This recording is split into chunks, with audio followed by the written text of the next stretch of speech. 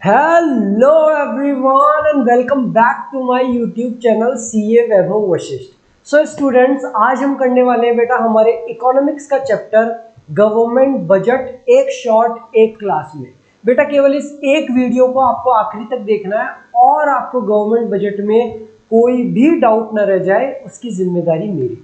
आप लोगों को वीडियो को बीच बीच में रोक के नोट डाउन ना करना पड़े, so I have given all the notes in the description below, so do check out the description for the amazing notes and link of the telegram channel जिस पे आपको बिजनेस स्टडीज, इकोनॉमिक्स और accounts के सारे notes chapter wise एकदम free of cost मिल जाएंगे। सो बेटा वो टेलीग्राम चैनल भी ज्वाइन कर लेना और मुझको कमेंट करके जरूर बताना कि आपको नोट्स कैसे लगे। सो चलो बेटा स्टार्ट करते हैं हमारा चैप्टर गवर्नमेंट बजट। और स्टार्ट करने से पहले मेरा आप लोगों से एक क्वेश्चन है, 14 फरवरी को क्या आता है? मेरे को कमेंट करके बताना 14 फरवरी को क्या आता है। अरे सर क्या आता है क्या सर वो तो सबको पता है 14 फरवरी को क्या आता है। हम तो सर आज ही ये प्लानिंग भी कर रखे हैं कि हम 14 फरवरी को क्या करेंगे, कहाँ घूमने जाएंगे, क्या खाएंगे, क्या पिएंगे, पूरा प्लान है। और सिर्फ 14 फरवरी छोड़ो, 7 फरवरी, 8 फरवरी, 9 फरवरी पूरी लिस्ट पता है हमको, किस दिन रोज डे है, किस दिन चॉकलेट डे है, किस दिन प्रॉमिस डे है। सर देना पड़ता है, सर बहुत सारे गिफ्ट देने पड़ते हैं तो याद रखना पड़ता है। लेकिन अगर मैं आप लोगों से पूछूं कि 1 फरवरी को क्या आता है, सर 1 फरवरी को कौन सा डे है? सो बेटा 1 February is the date when the government budget is presented in the parliament of India। 1 फरवरी वो दिन है बेटा जिस दिन हमारा गवर्नमेंट बजट प्रेजेंट होता है हमारे पार्लियामेंट में। और कौन करता है इसको present? So this government budget is presented by the finance minister of India and currently the finance minister of India is Nirmala Sitharaman ji. So Nirmala Sitharaman ji हर साल 1 फरवरी को हमारा गवर्नमेंट बजट प्रेजेंट करती है हमारे पार्लियामेंट में। अब आप लोगों को क्वेश्चन होना चाहिए, सर इस गवर्नमेंट बजट में असल में होता क्या है, क्यों करा जाता है गवर्नमेंट बजट को present? So this government budget tells us the financial performance of the government for the past 1 year, कि पिछले साल हमारी गवर्नमेंट की फाइनेंशियल परफॉर्मेंस क्या थी और आने वाले साल में हमारी गवर्नमेंट की फाइनेंशियल परफॉर्मेंस क्या रहने वाली है, क्या उसके खर्चे होने वाले हैं, क्या उसके एक्सपेंडिचर होने वाले हैं।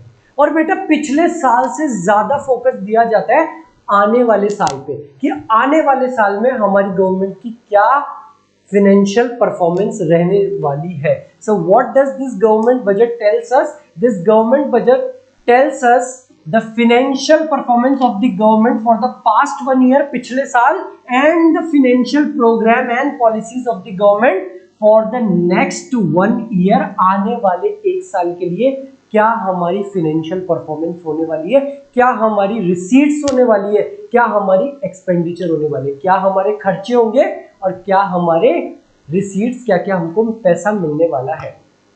Point to be noted is, जैसे आप लोगों का P&L और बैलेंस शीट बनता है 1 साल के लिए, उसी तरीके से हमारा गवर्नमेंट बजट भी 1 साल के लिए ही बनाया जाता है। This government budget is also an annual statement, but आपके बैलेंस शीट और P&L तो बनाए जाते हैं पिछले साल के लिए, जो खर्चा ऑलरेडी हो चुका होता है। गवर्नमेंट बजट बनाया जाता है बेटा आने वाले खर्चों के लिए, एक्सपेक्टेड खर्चों के लिए। बैलेंस शीट P&L बनाया जाता है जो खर्चे हो चुके, गवर्नमेंट बजट बनता है एक्सपेक्टेड खर्चों के लिए, जो खर्चे होने वाले हैं। और गवर्नमेंट असल में करती क्यों है ऐसा? ये गवर्नमेंट बजट को बनाने का, प्रेजेंट करने का फायदा क्या है? To achieve the twin objective of growth with stability, ताकि हमारा देश ग्रोथ कर पाए स्टेबिलिटी के साथ में। बेटा ये जो मैंने आपको 3 पॉइंट बताए हैं, पहला पॉइंट, दूसरा पॉइंट और आपका तीसरा पॉइंट, बस इसी में गवर्नमेंट बजट की डेफिनेशन भी छुपी हुई है। कई सारे बच्चे बोलते हैं कि सर हमको समझ में तो आ गया, सर डेफिनेशन याद नहीं रहती, पॉइंट्स याद नहीं रहती। तो आप केवल क्लास देखते हुए चलो, आपको डेफिनेशन पॉइंट हर एक चीज याद करा दूंगा। इन 3 पॉइंट में बेटा गवर्नमेंट बजट की डेफिनेशन है। आओ गवर्नमेंट बजट की डेफिनेशन देखते हैं। Government budget is an annual statement. पहला पॉइंट, गवर्नमेंट बजट एक एनुअल स्टेटमेंट है, हर साल बनाया जाता है। ये हर साल बैलेंस शीट P&L की तरह एक एनुअल स्टेटमेंट है ऑफ एक्सपेक्टेड, जो खर्चा होने वाला है आने वाले साल के लिए, of expected receipt and expected expenditure of the government for the financial year to come, that reveals the budgetary policies of the government to achieve the twin objectives of growth with stability. ये हमारा पहला point, ये हमारा दूसरा point और ये हमारा बेटा तीसरा पॉइंट। ये 3 पॉइंट याद रखना और आपको कोई डेफिनेशन रटने की जरूरत नहीं है। आप लोग बोलोगे कि हाँ हमको सर ने बताया था पहला पॉइंट, गवर्नमेंट बजट होता है एनुअल स्टेटमेंट, हर साल बनाया जाता है। किस चीज का एनुअल स्टेटमेंट होता है बेटा? ये क्या ये बैलेंस शीट P&L की तरह आपके खर्चों का स्टेटमेंट है जो हो चुके? नहीं सर, ये एनुअल स्टेटमेंट है एक्सपेक्टेड रिसीट और एक्सपेक्टेड एक्सपेंडिचर का, जो आने वाले साल के एक्सपेक्टेड एक्सपेंडिचर खर्चे और रिसीट्स है। क्यों करा जाता है ये? To achieve the twin objective of growth with stability. Growth with stability, ये 3 पॉइंट याद रखना, आपकी डेफिनेशन भी हो जाएगी याद। चलते हैं बेटा हमारे नेक्स्ट टॉपिक के ऊपर, ऑब्जेक्टिव्स ऑफ गवर्नमेंट बजट। ये टॉपिक मैं आपको सबसे पहले करवा रहा हूं क्योंकि बेटा ये टॉपिक इंपॉर्टेंट है।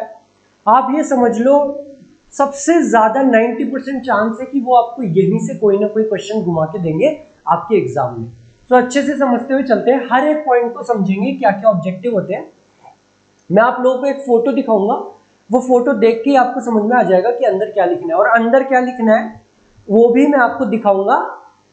उस हिसाब से हम एग्जांपल्स लेते हुए चलेंगे कि आपको ये याद रहे कि मन से ना लिखना पड़े कोई चीज। हर चीज आपकी बुक की लैंग्वेज में मैंने नोट्स बनाए हैं और उस हिसाब से लिखो, क्योंकि बेटा अल्टीमेटली हमारा टारगेट है एग्जाम में अच्छे मार्क्स लेके आना, और वो तभी हो पाएगा जब हम अच्छी लैंग्वेज में अच्छी बात लिखेंगे, मन से कोई बात नहीं लिखेंगे। सर चलते हैं हमारे फर्स्ट ऑब्जेक्टिव के ऊपर, redistribution of income and wealth. First objective of the government budget, redistribution of income and wealth. आपको एक फोटो देख के समझ में आ गया होगा। जिन बच्चों को समझ में नहीं आया तो मैं बता दूं, अमीर तो अमीर हो जा रहा है और गरीब बेचारा गरीब हो जा रहा है। अमीर तो अमीर हो जा रहा है, बहुत अमीर हो गया कि दुनिया के सबसे अमीरों में नाम आ गया, और गरीब बेचारा इतना गरीब हो गया कि इंडिया की पॉवर्टी इंडेक्स रेटिंग बहुत नीचे आ गई, जो भी वो रेटिंग थी पॉवर्टी की। ऐसा ना हो इसके लिए गवर्नमेंट बजट बनाया जाता है कि अमीर तो ज्यादा अमीर ना हो और गरीब बेचारा ज्यादा गरीब ना हो। सर गवर्नमेंट ऐसा कैसे करेगी कि अमीर ज्यादा अमीर ना हो और इन गरीबों का भी फायदा हो? गवर्नमेंट क्या करती है बेटा, अपने गवर्नमेंट बजट में अमीरों पे तो टैक्सेस लगाती है और गवर्नमेंट इनको छूट देती है, सब्सिडीज देती है। गैस के ऊपर सब्सिडी, कई सारी सब्सिडीज, टैक्स के ऊपर रिबेट देती है। आपने सुना होगा हर फरवरी में आपके पापा चाचा बैठते होंगे कि यार गवर्नमेंट बजट में इनकम टैक्स के बारे में क्या बोल रहा है। बेटा जिस दिन भी आपके पापा चाचा बैठते हैं ना कि यार आज हमारे इसमें क्या बताया जा रहा है, 2.5 लाख तक नो टैक्स, 5 लाख तक नो टैक्स, आप ऐसी बातें सुनते होंगे, उस दिन बेटा गवर्नमेंट बजट ही प्रेजेंट हो रहा होता है। गवर्नमेंट बजट में ही सरकार बताती है कि आपको 3 लाख रुपए तक कोई टैक्स देने की जरूरत नहीं है, अब आपको 5 लाख रुपए तक कोई भी टैक्स देने की जरूरत नहीं है। तो गवर्नमेंट ऐसा क्यों करती है? For redistribution of income and wealth. अमीर ज्यादा अमीर ना हो और गरीब ज्यादा गरीब ना हो। क्या लिखना है बेटा आपको इस पॉइंट में? Equitable distribution. Equitable distribution of income and wealth is a sign of social justice. Government uses fiscal instruments of taxation and subsidies. Taxation और subsidies को government use करती है with a view to improve the distribution of income and wealth. और क्या करती है बेटा government? By imposing taxes on rich. अमीरों पे टैक्स लगाती है and giving subsidies to the poor. और जो बेटा गरीब है उनको सब्सिडीज देती है, टैक्स रिलीफ देती है, plus by supplying food grains to BPL holders. आपने आपकी 9th क्लास 10th क्लास में भी बीपीएल का नाम सुना होगा, बिलो द पॉवर्टी लाइन। जो लोग बहुत ज्यादा गरीब हैं, पॉवर्टी लाइन के भी नीचे है, उनको गवर्नमेंट फ्री में राशन बांटने का काम करती है, फूड ग्रेन्स वगैरह दाल वगैरह देने का काम करती है। तो इस तरीके से government achieves it's first objective of redistribution of income and wealth by imposing taxes on rich and giving subsidies to the poor। और जो below the poverty line holders हैं उनको फ्री में अनाज फूड ग्रेन्स बांटने का काम करके। चलते हैं हमारे next objective, provision of public goods. सबसे पहले तो बेटा आप ये फोटो देखो, ये फोटो देख के आपको कुछ बात समझ में आई होगी, सर कर क्या रहे हैं ये टैंक और ये सब। बेटा ये हमारे पब्लिक गुड्स है, ये टैंक हो गया, ये MiG-21 या आई गेस ये वो राफेल वाली जो भी डील थी वो होगा, हो सकता है मैं गलत बोल रहा हूँ, MiG-21 या कौन सा ये विमान है, बट आपको समझ में आ गया कि ये पब्लिक गुड्स की क्या होते हैं, पब्लिक गुड्स क्या है, डिफेंस गुड्स हमारे पब्लिक गुड्स होते हैं। बेटा आप 11th क्लास में माइक्रो इकोनॉमिक्स पढ़ के आए होंगे, वहां पे आपने देखा होगा market forces, demand and supply.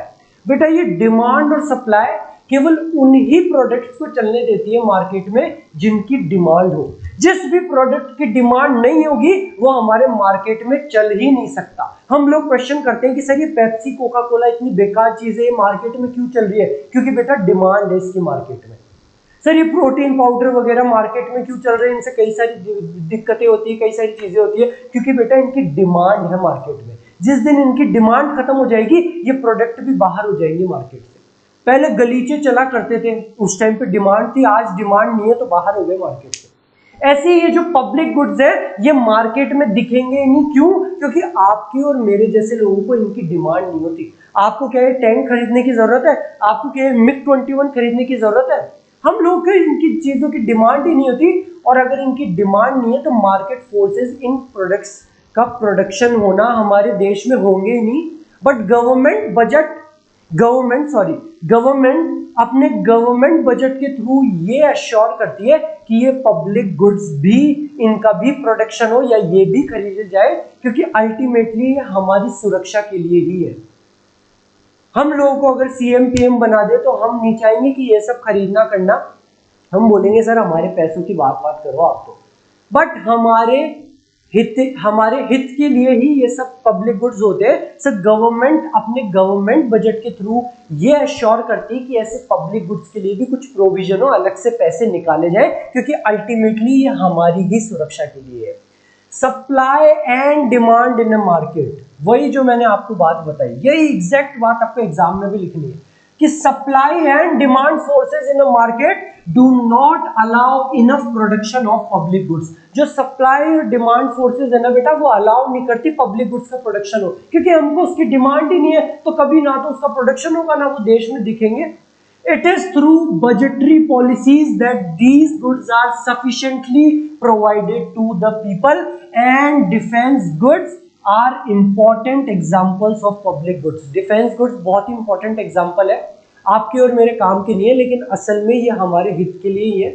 अगर ये सब चीजें ना हो, ये डिफेंस गुड्स ना हो, तो बेटा पता नहीं कब पाकिस्तान कब चाइना हमारे देश में हमारे घरों में घुस जाए बंदूकें ले लेके। So this was your second objective of government budget, provision of public goods. Next importance, balanced regional growth. Next objective of the government budget, balanced regional growth. आपको फोटो देख के ही समझ में आता होगा बेटा ये कोई मॉरिशियस पेरिस ये कोई नहीं है, ये अपने बेंगलोर की फोटो है, अपने इंडिया की बेंगलोर की, और ये फोटो भी अपने इंडिया की ही है। तो आपको समझ में आ गया होगा कि सर आपका ये कहने का मतलब है कि गवर्नमेंट चाहती है कि हर किसी एरिया का डेवलपमेंट हो। होता क्या है बेटा, अगर आपके और मेरे जैसे लोगों के ऊपर छोड़ देना हम, तो हम क्या करेंगे, जो डेवलप्ड सिटीज है बस इसी में कुछ ना कुछ काम करते रहेंगे, इन्हीं को और ज्यादा डेवलप करते जाएंगे। और जो बेटा हमारे ऐसे देश है, कई बिहार के पुराने गांव वगैरह, कई दूर खेड़े वगैरह होते हैं ना पुराने, उनका बेचारा कुछ हो ही नहीं पाएगा बेटा। तो गवर्नमेंट का एक ये भी ऑब्जेक्टिव होता है कि बैलेंस रीजनल ग्रोथ हो, केवल बेंगलोर ऐसी बड़ी बड़ी सिटीज ही बड़ी ना हो, जो छोटे मोटे गांव खेड़े इनका भी विकास हो। और गवर्नमेंट अपने गवर्नमेंट बजट के थ्रू इस ऑब्जेक्टिव को पूरा करती है। और वो कैसे करती है, तो बेटा गवर्नमेंट करती है कुछ सेज, स्पेशल इकोनॉमिक जोन्स का डेवलपमेंट। स्पेशल इकोनॉमिक जोन्स का डेवलपमेंट वो क्या करती है गवर्नमेंट, कुछ इन इलाकों में स्पेशल इकोनॉमिक जोन्स बना देती है, ताकि वहाँ पे फैक्ट्रीज वगैरह आए।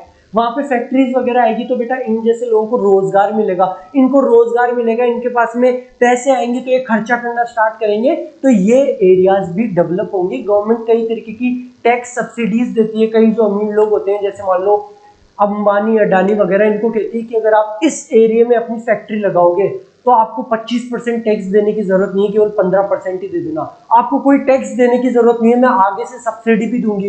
इस तरीके के बेटा कुछ इंसेंटिव्स देती है बड़े बड़े उद्योगपतियों को, बिजनेसमैन को, कि आप इस एरिया में अपना होटल बनाओ, अपनी इंडस्ट्री लगाओ, ताकि इन लोगों को भी रोजगार मिले, इन लोगों के पास में भी पैसा आए और ये एरियाज का भी डेवलपमेंट हो। Budgetary policy places priority on the development of backward regions in the country. This is achieved through liberal tax laws for the backward region. Liberal tax laws कि अगर आप इस backward region में अपनी factory लगाओगे तो आपको 25% टैक्स, 30% टैक्स देने की जरूरत नहीं, केवल 10% देना, आपको कोई टैक्स देने की जरूरत नहीं है, हम आपको आगे से सब्सिडी देंगे, आप लगाओ तो सही यहाँ पे factory. Establishment of special economic zones, बेटा स्पेशल इकोनॉमिक जोन्स इसीलिए स्टैब्लिश करे जाते हैं, वहां पे फैक्ट्रीज को टैक्स रेट की छूट मिलती है, कईयों को तो कोई टैक्स देने की जरूरत नहीं होती, इसीलिए स्पेशल इकोनॉमिक जोन्स बनाए जाते हैं। Next point is employment opportunities. Government अपने गवर्नमेंट के बजट के थ्रू ये भी अश्योर करती है कि इनफ एम्प्लॉयमेंट अपॉर्चुनिटीज मिले, बेरोजगारी ना फैले हमारे देश में। और वो गवर्नमेंट कैसे करती है? By investment in public enterprises. Sir public enterprises में इन्वेस्टमेंट, तो ध्यान से सुनना मेरी बात, आपने अकाउंट्स में सुना होगा private limited, public limited, accounts वाली बात को साइड में रखना, उसको अकाउंट्स तक ही रखना, जब भी इकोनॉमिक्स पढ़ो और पब्लिक नाम सुन लो, बहुत ध्यान से सुनना बेटा, मैंने ये वाली मेरी बात, ज्यादातर बच्चों को इसमें कंफ्यूजन हमेशा रहता है। अकाउंट्स में यहां पे लिख देता हूं अकाउंट्स, यहां पे लिख देता हूं इको।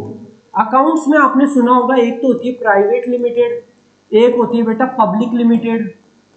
ये आप पढ़ के आ रहे हो कि प्राइवेट लिमिटेड तो होती है हम जैसे लोग जब बनाते हैं, उसके मेंबर मिनिमम इतने होते हैं। पब्लिक लिमिटेड होती है जो शेयर्स इश्यू कर सकती है, लिस्टेड कंपनियां, रिलायंस, अंबानी वगैरह। इको में भी बेटा दो तरीके की होती है, एक प्राइवेट और एक पब्लिक।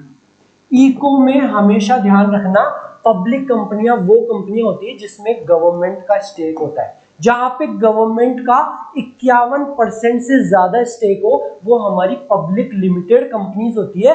पीएसयूज आपने कभी सुना हो तो, पब्लिक सेक्टर अंडरटेकिंग, जैसे कि आईओसीएल जहां से आप पेट्रोल भराते हो, बीपीसीएल, ये सारी बेटा कुछ पब्लिक लिमिटेड कंपनीज होती है, और बाकी सारी आपकी प्राइवेट लिमिटेड कंपनीज होती है, आपकी और मेरी कंपनी, रिलायंस, अंबानी, अडानी, ये सारी कंपनियां प्राइवेट है इको में, और पब्लिक लिमिटेड कंपनियां वो कंपनियां हैं जो गवर्नमेंट ओन करती है, या जिसमें गवर्नमेंट का 51% से ज्यादा स्टेक हो, जैसे कि आईओसीएल जहां से आप पेट्रोल भराते हो, बीपीसीएल वगैरह।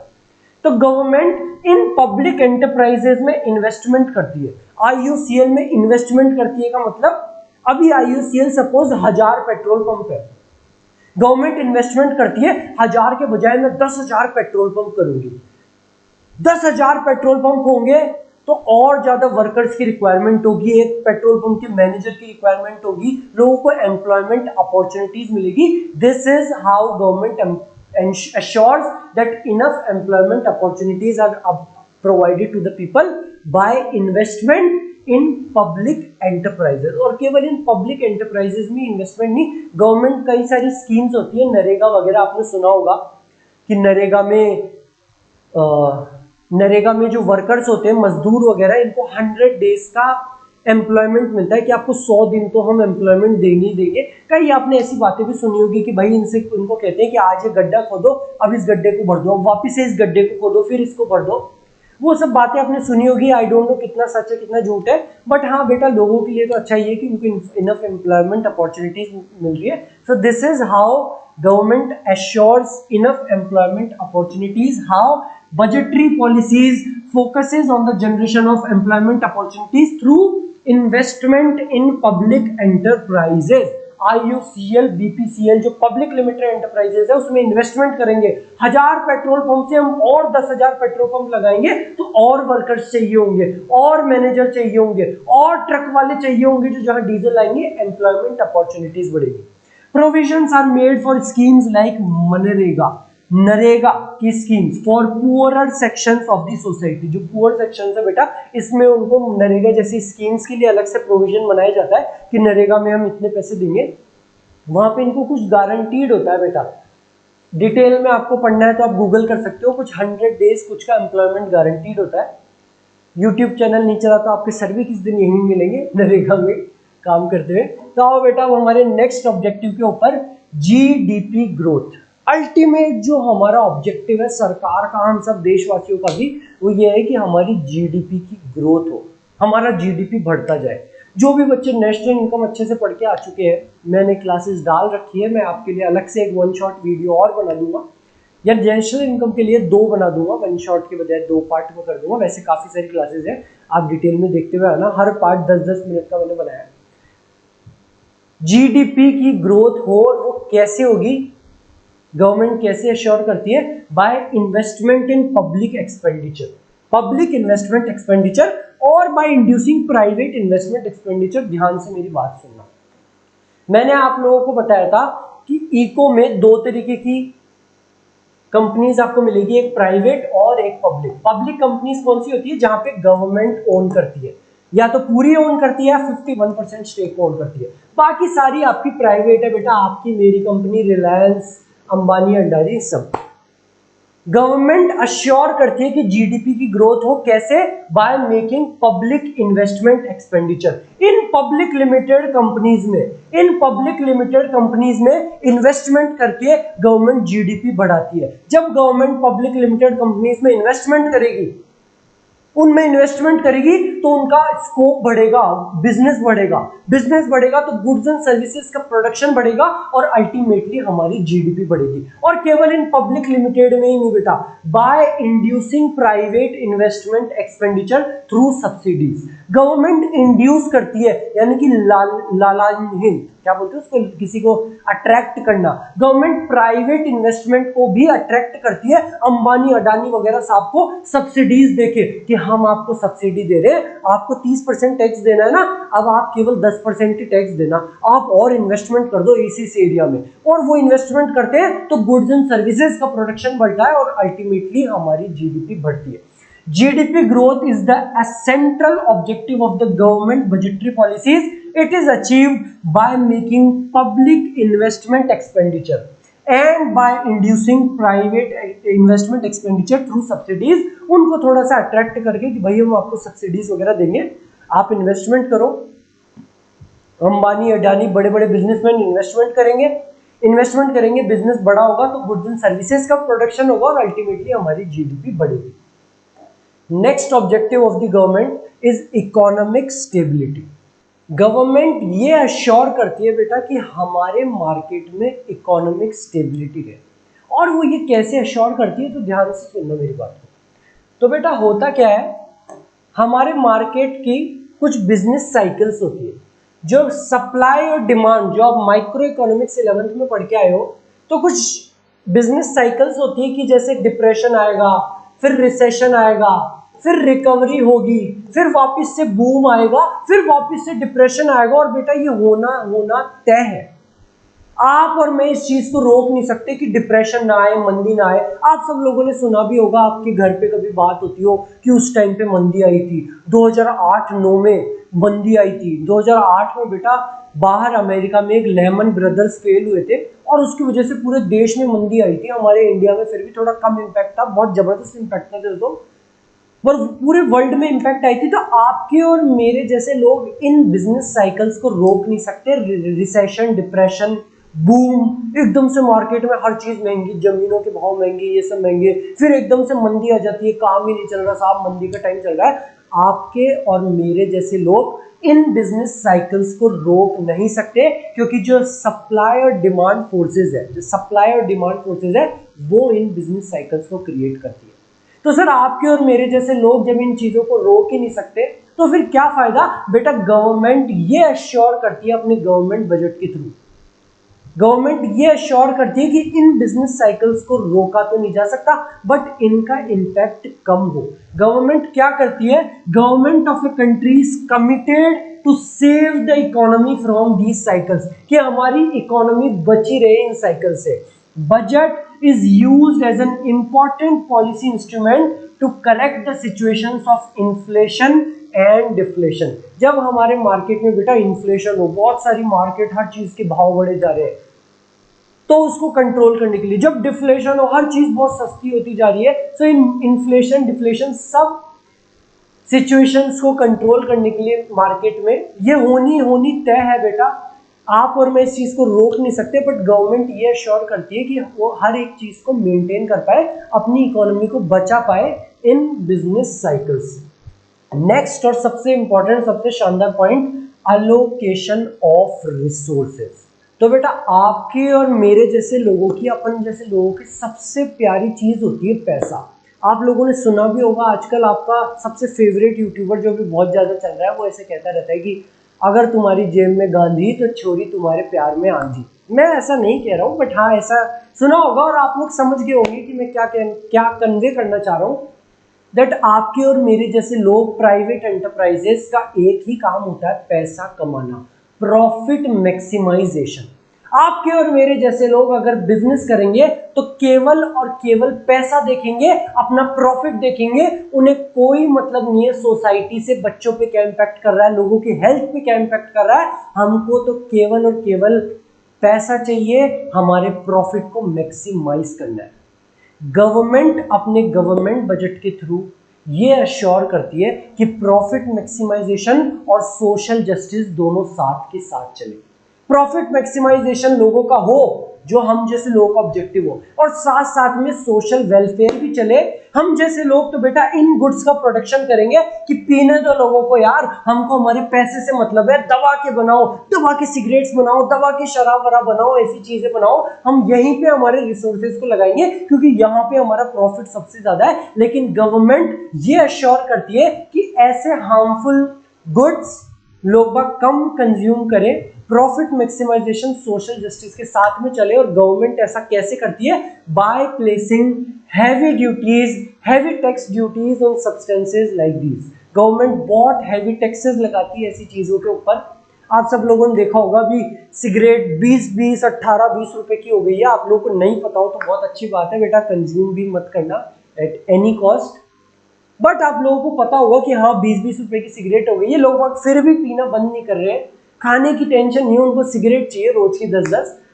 But what I want to convey is government इस पे इतना टैक्सेस लगाती है, फिर भी लोग पी रहे हैं। बट गवर्नमेंट का अपना काम है उनको लगाने का, क्यों? ताकि लोग इन सब सब्सटेंसेस का कंजम्पशन कम करें। क्या लिखना है बेटा आपको इस पॉइंट में? What you people have to write is private enterprises always desire to allocate resources to those areas of production where profits are high। जहां पे उनको सबसे ज्यादा गांधी मिले वही वो प्रोडक्शन करते हैं। Government allocates resources in a manner such that there is balance between the goals of profit maximization and social welfare। और इसका क्या एग्जांपल है? Goods which are injurious to health, जैसे कि वो सिगरेट, शराब वगैरह, are discouraged through heavy taxation like cigarettes and whiskey। फिर भी लोग बाग पी रहे हैं, लेकिन गवर्नमेंट ये अश्योर करती है कि प्रॉफिट मैक्सिमाइजेशन और सोशल वेलफेयर दोनों साइड बाय साइड चले। तो बेटा ये हो गए आपके सातों के सात ऑब्जेक्टिव। नेक्स्ट हमारा टॉपिक है बेटा कंपोनेंट्स ऑफ गवर्नमेंट बजट। बेटा इस टॉपिक को मैं आपको आसान सरल भाषा में भी समझा दूंगा क्या कह रहा है, और आपको एग्जाम में क्या लैंग्वेज लिखनी है वो भी मैं साथ साथ में आपको समझाते हुए चलूंगा। सो आओ, मैं चाहूँ तो बेटा ये टॉपिक आपको 5 मिनट में भी करवा सकता हूँ, लेकिन तसल्ली से सुनते हुए चलना कि कहीं कोई डाउट रह ही ना जाए। तो बेटा हमारा गवर्नमेंट बजट कुछ इस तरीके का होता है। यहाँ पे तो लिखी जाती है रिसीट्स, बजट रिसीट्स की क्या क्या हमारी रिसीट्स, पैसा मिलना एक्सपेक्टेड है। कुछ इस तरफ होता है बेटा हमारा बजट एक्सपेंडिचर कि क्या क्या हमारा खर्चा, क्या क्या हमारा एक्सपेंडिचर एक्सपेक्टेड है। बजट रिसीट्स भी बेटा दो तरीके की होती है, एक तो होती है रेवेन्यू रिसीट्स, एक होती है बेटा आपकी capital receipts. In the same way budget expenditure भी दो तरीके का होता है, एक तो होता है रेवेन्यू एक्सपेंडिचर और एक होता है आपका कैपिटल एक्सपेंडिचर। रेवेन्यू रिसीट्स भी बेटा दो तरीके की है, एक तो टैक्स रेवेन्यू और एक नॉन टैक्स रेवेन्यू। तो पहले बेटा इसको कंप्लीट कर लेते हैं, उसके बाद में आ जाएंगे बजट एक्सपेंडिचर पे। बट टॉपिक बहुत ज़्यादा इजी है, आप खुद बोलोगे कि सर इसमें तो कुछ था ही नहीं खास, कुछ बड़ी बात नहीं थी बेटा, केवल वही बात है किस तरीके से हमको चीजों को लिखना है। सबसे पहले हम समझते हैं बेटा बजट रिसीट्स। जो भी पैसा हमको मिलना एक्सपेक्टेड है वो होता है हमारा budget receipts. It refers to estimated money receipts of government from all sources during the fiscal year. एक फिस्कल ईयर में जहां जहां से भी जो भी सोर्सेज से हमको पैसा मिलना एक्सपेक्टेड है वो सारा हमारे बजट रिसीट्स होता है। बजट रिसीट्स भी दो तरीके की, एक रेवेन्यू रिसीट्स और एक कैपिटल रिसीट्स। अब हम समझते हैं बेटा पहले कैपिटल रिसीट्स क्या होती है।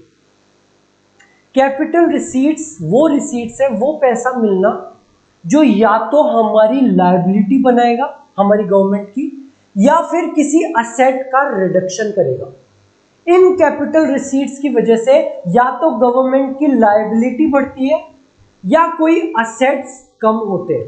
सर असेट्स कम होते हैं मतलब, अरे असेट्स को बेचेंगे, असेट्स को बेचेंगे तो हमको तभी तो पैसा मिलेगा। तो असेट्स या तो कम होगी या कोई लायबिलिटी बनेगी। जैसे कि हम किसी से बोरोइंग्स कर लिए, किसी पे दोस्त से पैसे उधार ले लिए, गवर्नमेंट किसी से पैसा उधार ले ले, तो या तो कोई लायबिलिटी बनेगी या फिर कोई असेट में रिडक्शन होगा। ये सेम डेफिनेशन आपको लिख के आनी है एग्जाम में। एग्जांपल्स देखते हैं बेटा हमारे कैपिटल रिसीट्स के। Recovery of loans, borrowings and other liabilities, other receipts. सबसे पहले समझते हैं बोरोइंग्स एंड अदर लायबिलिटीज। अगर आप अपने किसी दोस्त से पैसे उधार लेते हो तो अब आपकी लायबिलिटी बन गई कि उसको वापस से पैसे चुकाना है। हाँ सर बिल्कुल बन गई।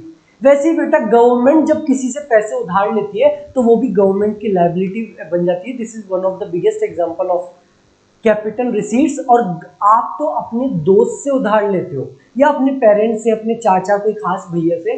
गवर्नमेंट कोई अपने खास दोस्त से उधार नहीं लेती। गवर्नमेंट उधार लेती है जनरल पब्लिक से, रिजर्व बैंक ऑफ इंडिया से and rest of the world. Government किन किन से उधार लेती है बेटा, किन किन से बोरोइंग करती है? एक तो जनरल पब्लिक, एक रिजर्व बैंक ऑफ इंडिया, हमारा RBI. Money and banking chapter में भी मैंने आपको बहुत अच्छे समझाया था कि आरबीआई क्या होता है, supplier of money. Money heist की तरह कैसे हो गए थे, कमेंट करके बताना वीडियो अच्छा लगा हो तो। And rest of the world. Sir आप इस पे इतना फोकस क्यों कर रहे हो? तो बेटा आगे एक टॉपिक आएगा फिस्कल डेफिसिट, वहां पे मैं आपको एक फॉर्मूला बताऊंगा, वापस से मैं आपको कनेक्ट करवाऊंगा कि मैं इस टॉपिक पे इतना फोकस क्यों कर रहा था। ये तो हो गया बेटा पहला एग्जाम्पल, इजी था। दूसरा example recovery of loans.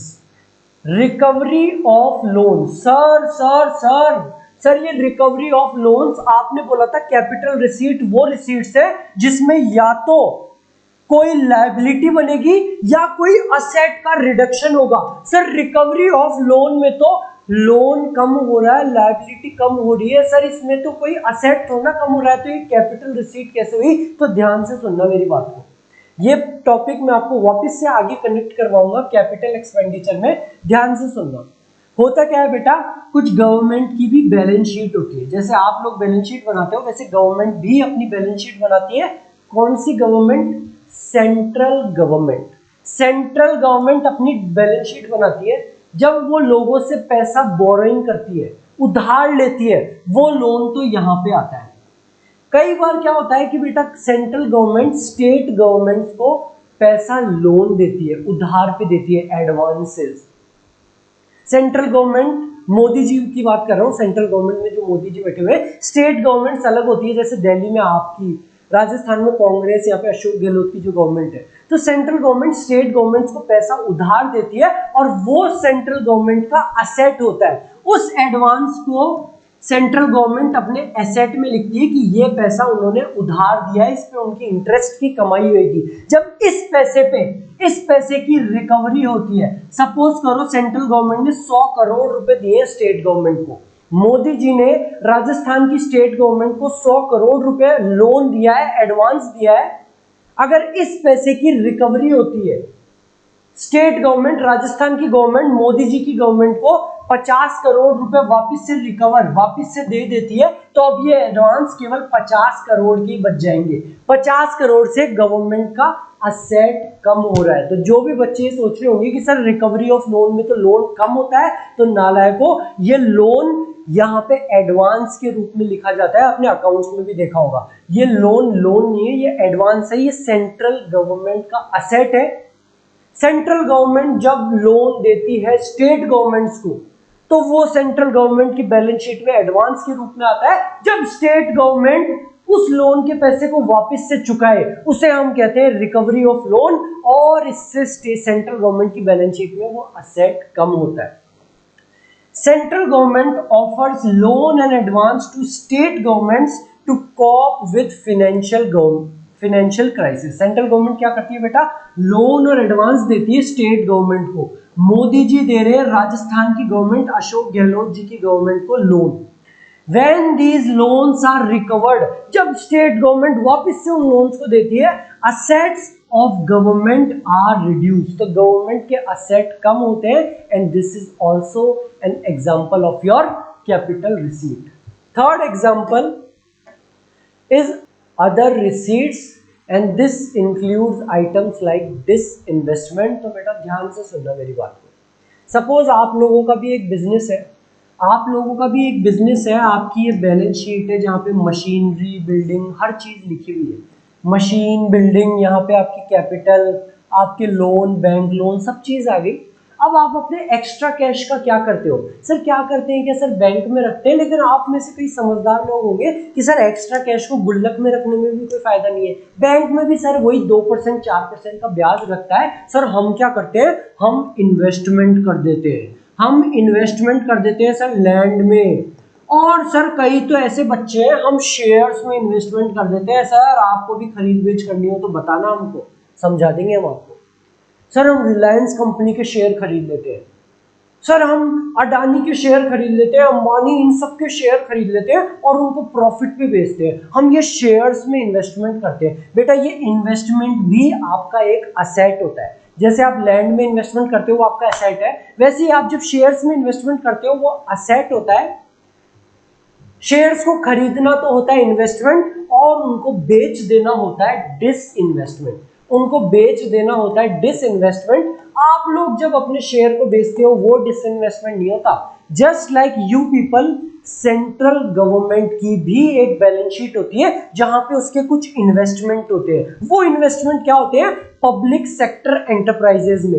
Eco में पब्लिक सेक्टर एंटरप्राइजेस क्या होती है, वो एंटरप्राइजेस जो गवर्नमेंट ओन करती है या उसमें गवर्नमेंट का 51% से ज्यादा का स्टेक है, जैसे कि IOCL, BPCL। गवर्नमेंट इनके शेयर्स खरीद रखी है, वो गवर्नमेंट की बैलेंस शीट में असेट्स की तरह है। जब गवर्नमेंट अपने स्टेक को, कुछ शेयर्स को अगर बेच दे, डिसइन्वेस्टमेंट कर दे, that is third example of your capital receipt. Disinvestment occurs when government sells off its shares of public sector enterprises to private sector। बेटा ये तीन एग्जाम्पल थे हमारे कैपिटल रिसीट्स के। So basically what are capital receipts? These are those money receipts of the government which create a liability for the government। या तो उससे government की लायबिलिटी बढ़ेगी या उससे गवर्नमेंट का असेट कम होगा। जैसे कि बोरोइंग्स, किसी से पैसा उधार लेना, गवर्नमेंट की लायबिलिटी बढ़ेगी। बोरोइंग्स दूसरे के एग्जांपल है। रिकवरी ऑफ लोन्स, जो सेंट्रल गवर्नमेंट ने स्टेट गवर्नमेंट्स को लोन्स एडवांस दे रखा है, सेंट्रल गवर्नमेंट की बैलेंस शीट में असेट में पड़ा है, जब उसकी रिकवरी होगी तो सेंट्रल गवर्नमेंट का बैलेंस शीट से असेट कम होता है। And third is your other receipts, जिसका मेजर एग्जांपल है डिसइन्वेस्टमेंट। शेयर्स में पैसा लगाना होता है इन्वेस्टमेंट, और उनको सेल कर देना होता है डिसइन्वेस्टमेंट। ये थी बेटा हमारी कैपिटल रिसीट्स, और आपको जान के बहुत खुशी होगी रेवेन्यू रिसीट्स में केवल आपको नोट लगाना है आगे। कैपिटल रिसीट्स क्या थी? सर कैपिटल रिसीट्स वो मनी रिसीट्स है जिससे या तो गवर्नमेंट की लायबिलिटी बढ़ेगी या उनके असेट्स कम होंगे। रेवेन्यू रिसीट्स वो रिसीट्स है जिससे ना तो गवर्नमेंट की लायबिलिटी बढ़ेगी और ना ही उनके असेट्स कम होंगे। Revenue receipts are those money receipts of the government which do not create any corresponding liability और do not cause any reduction in assets of the government। Sir ये तो बहुत ही मजे की बात हो गई, केवल एक डेफिनेशन याद करने की जरूरत है। रेवेन्यू रिसीट्स की डेफिनेशन तो हमको अपने आप याद हो जाएगी। अब देखते हैं बेटा हमारे रेवेन्यू रिसीट का एग्जांपल। रेवेन्यू रिसीट क्या है आपको बहुत अच्छे से समझ में आ गया। सर वही कैपिटल रिसीट्स में नॉट लगाना है आगे की, ना तो कोई लायबिलिटी बढ़ेगी ना कोई असेट कम होगा। रेवेन्यू रिसीट्स भी बेटा आपकी दो तरीके की है, एक तो टैक्स रेवेन्यू और एक नॉन टैक्स रेवेन्यू। कौन कौन सी? एक तो टैक्स रेवेन्यू और एक नॉन टैक्स रेवेन्यू। बेटा नॉन टैक्स रेवेन्यू की अगर मैं आपको डेफिनेशन बताऊं तो वो ये है, वो मनी रिसीट्स जो कि टैक्स रेवेन्यू नहीं है, वो रेवेन्यू रिसीट्स जो टैक्स रेवेन्यू नहीं है वो हमारी नॉन टैक्स रेवेन्यू है। तो आओ बेटा समझ लेते हैं कि टैक्स रेवेन्यू क्या होता है। सबसे पहले हम समझ लेते हैं कि टैक्स रेवेन्यू क्या होता है। टैक्स वो पैसा है बेटा जो आपको देना है लेकिन बदले में आपको कुछ भी नहीं मिलेगा। सर मतलब? बेटा आप लोगों ने कार खरीदी तो आपने पैसा दिया, बदले में आपको कार मिली। आप लोग सब्जी खरीदते हो, आप पैसा देते हो, बदले में आपको सब्जी मिलती है। आपने पैसा दिया, बदले में एक्टिवा मिली, बाइक मिली। हर चीज के बदले में कुछ ना कुछ एक्सचेंज किया जाता है, पैसों के बदले में कुछ प्रोडक्ट या प्रोडक्ट के बदले में प्रोडक्ट। टैक्स वो पैसा है जिसके बदले में आपको कुछ भी नहीं मिलता। Tax is a compulsory payment to the government made by an individual, household और a firm without reference to anything in return. Tax वो कंपल्सरी पेमेंट है, वो जरूरी पैसा है जो आपको गवर्नमेंट को देना ही देना है और बदले में आपको कुछ भी नहीं मिलेगा। बेटा आपके टैक्स भी दो तरीके का होता है, हमारा टैक्स भी दो तरीके का होता है, एक तो होता है डायरेक्ट टैक्स और एक होता है इनडायरेक्ट टैक्स। डायरेक्ट टैक्स वो टैक्स होता है बेटा जिसका फाइनल बर्डन शिफ्ट नहीं कर सकते। जैसे कि एग्जांपल सुनना, आपके पेरेंट्स, आपके गार्जियन जॉब करते हैं कहीं पे और अगर उनकी इनकम एक पर्टिकुलर लेवल के ऊपर है तो उनको गवर्नमेंट को टैक्स देना होता है। हाँ सर हमने सुना तो है पापा से इनकम कि हमको टैक्स देना होता है, वो होता है बेटा इनकम टैक्स। आपके पेरेंट्स, आपके गार्जियन को अपनी इनकम के ऊपर टैक्स देना होता है, जितनी वो कमाई कर रहे हैं उस हिसाब से उनको गवर्नमेंट को टैक्स देना होता है और इस टैक्स का बर्डन शिफ्ट नहीं हो सकता। अगर आपके चाचा कमाई कर रहे हैं तो आपके चाचा को ही देना पड़ेगा, अगर आपके पापा कमाई कर रहे हैं तो आपके पापा को ही देना पड़ेगा, अगर आपका कोई और दोस्त कमाई कर रहा है तो उसी बंदे को ही वो टैक्स देना पड़ेगा। वो होता है डायरेक्ट टैक्स, जो बंदा कमा रहा है उसी बंदे को वो पैसा सरकार को देना होगा। एक होता है बेटा इनडायरेक्ट टैक्स, जो आपके और मेरे जैसे लोगों से भी वसूल किया जाता है, हम जैसे गरीब लोगों से भी।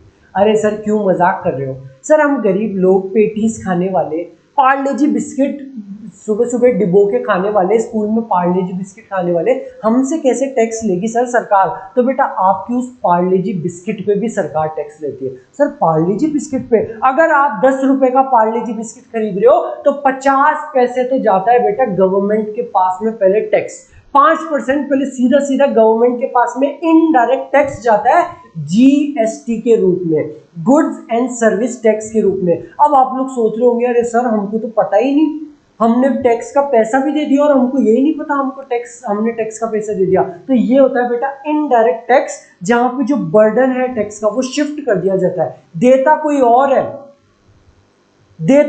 है, आपके और मेरे जैसे बिस्किट खाने वाले लोग, और उसको गवर्नमेंट तक पहुंचाता कोई और है। इस डायरेक्ट टैक्स में तो पता रहता है आपके चाचा को, आपके पापा को कि यार मैंने 10 लाख रुपए कमाई करी है, इस पे मेरे को टैक्स देना पड़ेगा। इस टैक्स का पता ही नहीं कि दे कौन रहा है गवर्नमेंट को, पहुंचता हम लोगों के पास से ही है।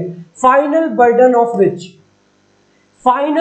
Of which is borne by the person on whom it is imposed, जैसे कि आपके चाचा पापा। burden cannot be shifted to others, example like your income tax, corporate profit tax। indirect tax कौन सा होता है बेटा? tax which is imposed on one person but is paid by another, देता कोई और है, आपकी दुकान वाले अंकल वगैरह। burden can be shifted to others, example GST, custom duty वगैरह। अगर आप लोगों को और डिटेल में समझना है sir direct tax indirect tax क्या होता है, जीएसटी की फंक्शनिंग कैसे होती है, so you can comment down, you can reach me out, मैं आपको और अच्छे से भी समझा दूंगा कि जीएसटी कैसे क्या फंक्शन करता है। वैसे तो मैं 11th क्लास की एक अकाउंट्स की क्लास है, अकाउंटिंग फॉर जीएसटी, उसमें मैंने बच्चों को समझाने की कोशिश करी है जीएसटी का पूरा प्रोसेस, ताकि उनको अकाउंटिंग में भी कोई दिक्कत ना आए। तो आप वो वीडियो भी देख सकते हो, आप मुझसे पूछ सकते हो, और भी आपकी उत्सुकता हो कि सर जीएसटी की हमको अच्छे से फंक्शनिंग समझाओ, किस तरीके से वो सरकार के पास में टैक्स पहुंचता है, हम जो दे रहे हैं, दुकान वाले भैया देते हैं, कौन देता है, पहुंचता कैसे, you can comment down, I will try to answer all your queries. तो आपको समझ में आ गया बेटा टैक्स भी दो तरीके का है, एक डायरेक्ट टैक्स और एक इनडायरेक्ट टैक्स।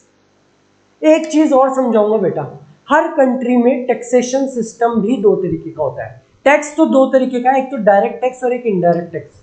हर कंट्री में टैक्सेशन सिस्टम भी दो तरीके का होता है, एक तो होता है प्रोग्रेसिव टैक्स और एक होता है रिग्रेसिव टैक्स। पहले इस एग्जांपल को समझना अच्छे से, फिर मैं आपको समझाऊंगा थोड़ा इंटरेस्ट क्रिएट करके। ये तो है बेटा श्याम और ये है राजू। श्याम बेटा बहुत बड़ी कंपनी में काम करता है, बहुत ही ज्यादा बड़ी, इसकी सैलरी है 1,00,000 रुपए और ये टैक्स पे करता है बेटा 30% का। हमारे देश में या किसी देश में ये दोनों लोग काम करते हैं, टैक्स की रेट है 30%। श्याम बहुत बड़ी कंपनी में काम करता है, 1,00,000 रुपए कमाता है और गवर्नमेंट को टैक्स देता है 30,000 रुपए। फिर भी श्याम के पास में हर महीने 70,000 रुपए बच जाते हैं, हर महीने 70,000 रुपए बच जाते हैं और वो आराम से अपने बहुत अच्छा लाइफस्टाइल रखता है, बहुत अच्छा खाता पीता है, बहुत अच्छे जगह पे रहता है। राजू बेटा केवल 15,000 रुपए कमाता है और ये भी सरकार को 30% का टैक्स देता है, 4,500। राजू के पास में केवल 10,500 रुपए ही रह जाते हैं। श्याम और राजू दोनों के दोनों 30% टैक्स दे रहे हैं बेटा। श्याम तो टैक्स पे करने के बाद भी 70,000 रुपए बचा रहा है, राजू बेचारा टैक्स पे करने के बाद में केवल 10,500 ही बचा पा रहा है। ये होता है बेटा रिग्रेसिव टैक्सेशन, जहां पे हर किसी बंदे के ऊपर समान टैक्स रेट लगे। अंबानी के ऊपर भी 30% और मेरे और आप जैसे गरीब लोग जो बेचारे 1,000 रुपए 2,000 रुपए कमा रहे हैं उनके ऊपर भी 30%। ये 1,000 रुपए कमा रहे हो तो पहले 300 रुपए सरकार को टैक्स दो। ये होता है रिग्रेसिव टैक्सेशन। बट फॉर्चुनेटली हमारे इंडिया में रिग्रेसिव टैक्सेशन फॉलो नहीं करा जाता। हमारे इंडिया में रिग्रेसिव टैक्सेशन फॉलो नहीं करा जाता, हमारे यहाँ पे प्रोग्रेसिव टैक्सेशन फॉलो करा जाता है कि जिस आदमी की जैसे जैसे इनकम बढ़े उस हिसाब से उस पर टैक्स लगाओ। अगर उसकी 2.5 लाख तक की इनकम है तो उसको कोई टैक्स देने की जरूरत नहीं है। अगर उसकी 2.5 से 5 लाख तक की इनकम है तो उसको केवल 5% टैक्स देने की जरूरत है। 5 से 10 लाख पे केवल 20%, और अगर उसकी 20 लाख से 10 लाख से ज्यादा इनकम है तो उसको 30% टैक्स देने की जरूरत है। ये होता है बेटा प्रोग्रेसिव टैक्सेशन जो हमारे इंडिया में फॉलो करा जाता है। क्या होता है बेटा progressive taxation? A tax is said to be progressive when the rate of tax increases with an increase in income। जैसे जैसे इनकम बढ़ रही है उस हिसाब से टैक्स की रेट बढ़ाओ। 2.5 लाख तक कोई टैक्स नहीं, 2.5 से 5 लाख पे 5% टैक्स, 5 से 10 लाख पे 20% टैक्स, 10 लाख के ऊपर 30% टैक्स। प्रोग्रेसिव टैक्सेशन, जैसे जैसे लोगों की इनकम बढ़ रही है वैसे वैसे ही टैक्स की रेट बढ़ाओ। अंबानी को पूरा टैक्स पे करवाओ और जो बेचारे गरीब है उनसे कोई टैक्स मत लो। जो मध्यम श्रेणी में है उनसे थोड़ा कम टैक्स लो, जिसकी और ज्यादा इनकम है उससे थोड़ा और टैक्सेशन लो। ये होता है आपका progressive taxation. Unlike this regressive taxation, this tax is said to be regressive when it causes a greater real burden on the poor than the rich। Raju केवल 15,000 रुपए कमा रहा था, फिर भी उसको 4,500 पूरा का पूरा 30% टैक्स पे करना पड़ रहा था। Example, tax at the rate 30% on everyone. Raju Shyam सबके लिए वही 30% का टैक्स रेट। ये था बेटा आपका टैक्सेशन। चलते हैं हमारे नेक्स्ट टॉपिक के ऊपर, नॉन टैक्स रेवेन्यू। बेटा अभी तक हम क्या क्या पढ़ के आ चुके हैं, एक बार आपको हल्का समझा देता हूँ। हमने देखा गवर्नमेंट बजट दो तरीके का होता है, कंपोनेंट्स ऑफ गवर्नमेंट बजट में। यहाँ पे बजट रिसीट्स, यहाँ पे बजट एक्सपेंडिचर। बजट रिसीट्स क्या होती है बेटा?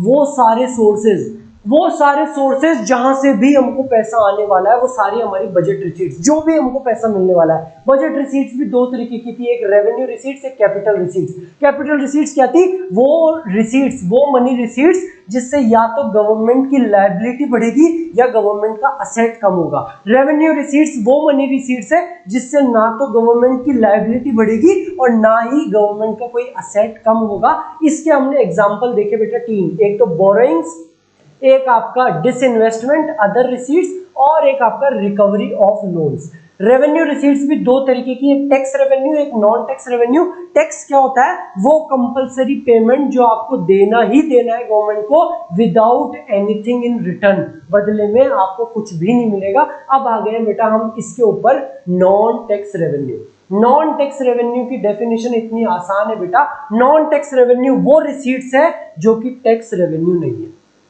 टैक्स रेवेन्यू के अलावा करी गई रिसीट्स हमारी नॉन टैक्स रेवेन्यू रिसीट्स होती है। Non tax revenue are those receipts which arises from sources other than taxes. Tax के अलावा जो भी आपकी रेवेन्यू रिसीट्स है वो सारी की सारी आपकी नॉन टैक्स रेवेन्यू रिसीट्स है। For an example fines, fees, escheat, special assessment, income from public enterprises, grant, donation वगैरह। अब ये क्या क्या है बेटा मैं आपको एक एक को डिटेल में अच्छे से समझाता हूँ, सारे एग्जांपल्स अच्छे से सुनते हुए चलना। फाइन्स गवर्नमेंट की रेवेन्यू रिसीट है बेटा। फाइन्स वो रेवेन्यू रिसीट है जो आपको फोटो देख के ही समझ में आ गया होगा, हाँ सर ये फाइन, ये रेवेन्यू रिसीट तो हमने भी गवर्नमेंट को दिया, वो 100 रुपए का करारा करारा नोट। तो वो 100 रुपए का करारा करारा नोट नहीं बेटा, जब आप लोगों का चालान कटता है बकायदा, वो रिसीट होती है फाइन्स। और गवर्नमेंट का कोई ऐसा ऑब्जेक्टिव नहीं होता कि गवर्नमेंट इस फाइन से रेवेन्यू रिसीट्स अपनी कमाए। This is just an economic punishment for breaking laws. क्या होता है बेटा fines? Fines are those payments which are made by the law breakers to the government. और ये केवल और केवल एक इकोनॉमिक पनिशमेंट होता है। गवर्नमेंट की कोई ऐसी इच्छा नहीं होती कि वो अपनी रेवेन्यू रिसीट्स कमाए इन फाइन से। They are just an economic punishment. Economic punishment same word आपको भी एग्जाम में लिख के आना है, पूरे में से पूरे मार्क्स मिलेंगे। Next non tax revenue receipt, fees. बेटा आप लोग कई बार पासपोर्ट ऑफिस गए होंगे, अपना बर्थ सर्टिफिकेट, डेथ सर्टिफिकेट निकलवाने गए होंगे, पासपोर्ट ऑफिस गए होंगे, तो आपको पासपोर्ट बनवाने के लिए भी कुछ फीस देनी पड़ी होगी। That is second example of your revenue receipt of the government. Fee is the payment to the government for the services that it renders to the people. Example passport fees, birth and death registration fees. Next is your example S sheet. इस example में शायद कई बच्चों को थोड़ी दिक्कत होती है कि यार ये एस शीट क्या हो गया, फाइन्स और फीस तो बहुत आसान थे सर। तो सपोज बेटा ये कोई एक आदमी है, ए नाम है इनका, बहुत ज्यादा इनका वेट वगैरह हो रखा है। इस ए साहब के, मिस्टर ए के, ना तो कोई बेटा है ना कोई बेटी है, दूर दूर तक कोई बेटा बेटी, कोई रिश्तेदार वगैरह कुछ भी नहीं है। सपोज करो बेटा, भगवान ना करे, बट चलते चलते हमारे ए साहब अगर टपक जाए तो इनकी जो भी प्रॉपर्टीज वगैरह, इनकी जो भी इनकम है, उसका असली हकदार होगा कौन? ना तो इनका कोई बेटा है ना कोई बेटी है, कोई इनका लीगल हायर नहीं है। तो ऐसे लोग जिनका कोई लीगल हायर नहीं होता और अगर वो टपक जाते हैं, वो सारी प्रॉपर्टी वगैरह बेटा गवर्नमेंट ले लेती है और उसी इनकम को कहते हैं हम escheat. What is escheat? Escheat refers to that income of the state which arises out of the property left by the people without a legal heir. जिन लोगों का कोई लीगल हायर नहीं है, कोई बेटा बेटी, ना ही उन्होंने किसी बंदे को बनाया है अपना लीगल हायर, वो अगर टपक जाए तो उनकी सारी प्रॉपर्टी गवर्नमेंट के पास जाती है और उस इनकम को हम कहते हैं escheat. Next is your income from public enterprises.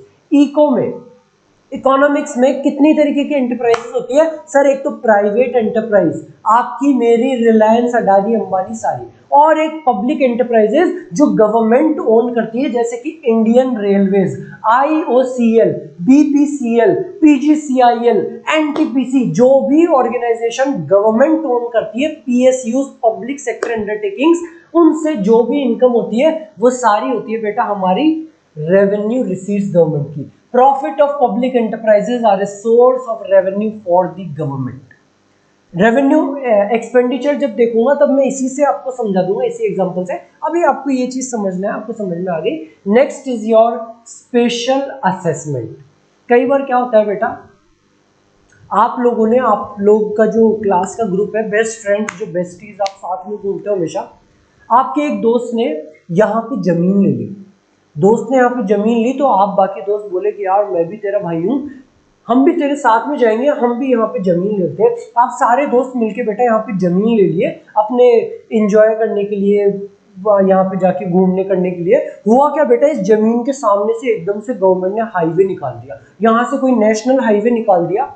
और इस नेशनल हाईवे निकालने की वजह से आप लोगों ने ये जमीन खरीदी थी 1-1 लाख रुपए की, अपनी पॉकेट मनी बचा बचा के 1-1 लाख रुपए की आपने जमीन खरीदी थी। इस नेशनल हाईवे के सामने से जाने की वजह से आज आपकी जमीन की कीमत 1 करोड़ रुपए हो गई है। 1 साल में ही आपकी जमीन 1 लाख से 1 करोड़ की हो गई। तो गवर्नमेंट ऐसा कहती है कि हमारे कुछ ऐसे काम करने की वजह से अगर आपकी कोई प्रॉपर्टी में कोई तगड़ा इजाफा आ जाए तो उसका पैसा भी आपको हमको देना बनता है। और जाहिर सी बात है यार, आपने 1 लाख रुपए की जमीन खरीदी थी, सामने से हाईवे निकाल दिया गवर्नमेंट ने इतना खर्चा करके, और आपकी जमीन 1 करोड़ रुपए की हो गई, तो गवर्नमेंट कहती है इस पे हम आपसे स्पेशल असेसमेंट ले सकते हैं। Special assessment is that payment which is made by the owners of those properties whose value has appreciated due to development activities of the government। Government की डेवलपमेंट एक्टिविटीज की वजह से अगर आपकी प्रॉपर्टी में कोई इजाफा हो जाए तो गवर्नमेंट आपसे स्पेशल असेसमेंट मान सकती है। हमारा एग्जांपल ध्यान रखना।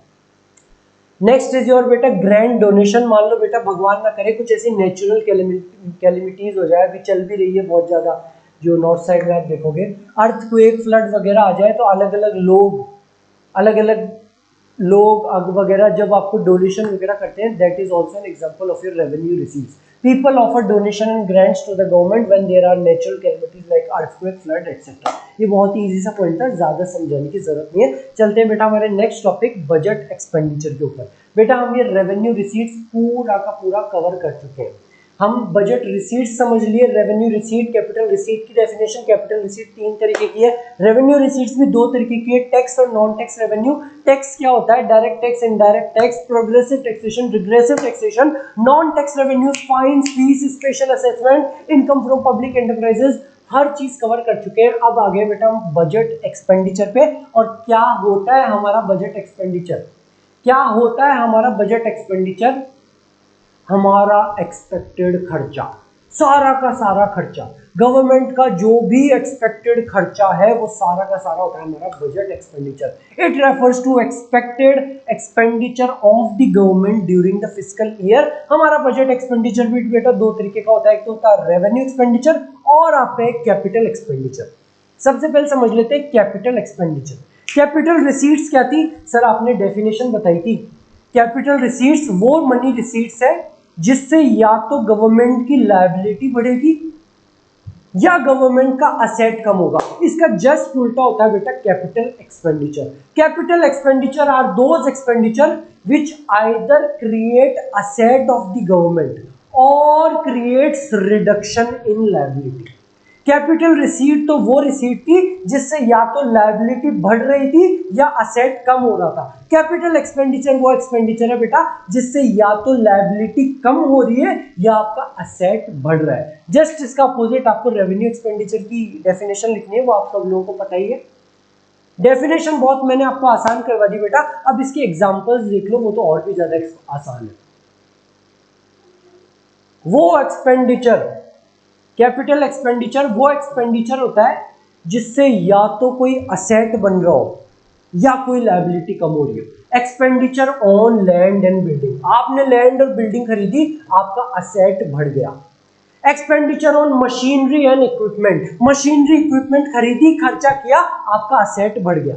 परचेज ऑफ शेयर्स, आपने शेयर्स परचेज करे, आपका असेट बढ़ गया। इसका जस्ट उल्टा एग्जांपल था बेटा कैपिटल रिसीट्स में डिसइन्वेस्टमेंट। परचेज ऑफ शेयर से तो आपका शेयर, आपका असेट बढ़ता है, और डिसइन्वेस्टमेंट आपका शेयर्स कम होता है, आपका असेट कम होता है। जस्ट इसका उल्टा एग्जांपल हमने देखा था कैपिटल रिसीट्स में। Loans by the central government to the state government. आपको ये वाला पॉइंट एक बार फिर से अच्छे से समझा देता हूं जिन बच्चों को थोड़ी सी अगर दिक्कत आई हो तो बेटा सेंट्रल गवर्नमेंट की भी कुछ इस तरीके से बैलेंस शीट बनती है जैसे आप लोग बनाते हो, इस साइड लायबिलिटीज, इस साइड आपके असेट्स। जब सेंट्रल गवर्नमेंट स्टेट गवर्नमेंट्स को लोन देती है, sir central government state governments को लोन क्यों देती है? तो बेटा कुछ भी काम हो सकता है। सेंट्रल गवर्नमेंट का मतलब हमारे मोदी जी वाली गवर्नमेंट। अगर मान लो राजस्थान में कांग्रेस की गवर्नमेंट है, अशोक गहलोत की गवर्नमेंट, वो बोलती है कि मुझको कुछ काम से पैसे चाहिए, तो सेंट्रल गवर्नमेंट उनको लोन्स एडवांस दे देती है। वो सेंट्रल गवर्नमेंट की बैलेंस शीट में असेट में आएगा। एडवांस टू किसको? एडवांस टू हमारा स्टेट गवर्नमेंट, राजस्थान की स्टेट गवर्नमेंट। तो जब सेंट्रल गवर्नमेंट राजस्थान की स्टेट गवर्नमेंट को लोन देती है तो सेंट्रल गवर्नमेंट की बैलेंस शीट में असेट क्रिएट होता है। Loans by the central government to the state government. जब सेंट्रल गवर्नमेंट स्टेट गवर्नमेंट को लोन दे रही है, एडवांस दे रही है, तो सेंट्रल गवर्नमेंट की बैलेंस शीट में एक असेट क्रिएट हो जाता है जिससे उसको इंटरेस्ट की इनकम होने वाली है, that is an example of capital expenditure. इस लोन का जब रीपेमेंट करती है स्टेट गवर्नमेंट, इस लोन का जब रीपेमेंट करती है, वो एग्जांपल होता है रिकवरी ऑफ लोन का, जो हम ऑलरेडी देख के आ चुके कैपिटल रिसीट्स में, जहां पे ये असेट कम होता है। So these are 4 easy examples of your capital expenditure. I know आपको इसमें दिक्कत नहीं आई होगी, ये 3 तो बहुत ही आसान थे, ये 3 तो बेटा बहुत ही आसान थे। इनमें असेट बन रहा है सर, इसमें तो कोई दिक्कत थी ही नहीं। यहाँ पे तो हमने लैंड एंड बिल्डिंग खरीदी, असेट बढ़ गया, हमने मशीनरी खरीदी, असेट बढ़ गया, शेयर्स खरीदे, असेट बढ़ गया।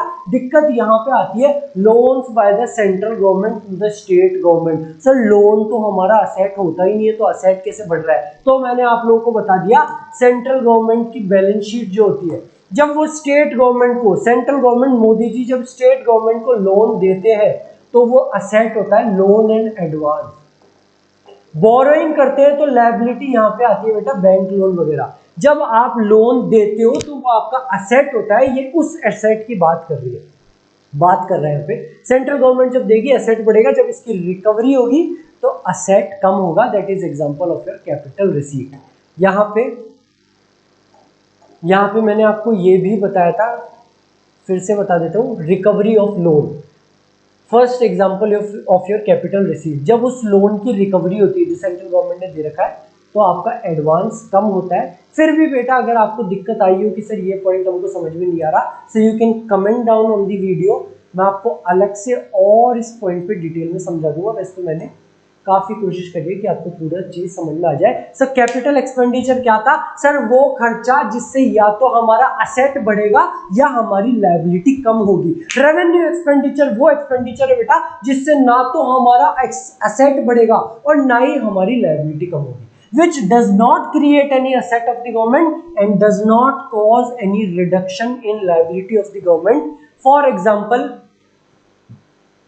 wage bill of the government, interest payment, expenditure on subsidies, defense purchases, ऐसी चीजें बेटा जिनसे ना तो कोई हमारा असेट बढ़ रहा है गवर्नमेंट का और ना ही कोई लायबिलिटी कम हो रही है, वो सारे हमारे रेवेन्यू एक्सपेंडिचर होते हैं।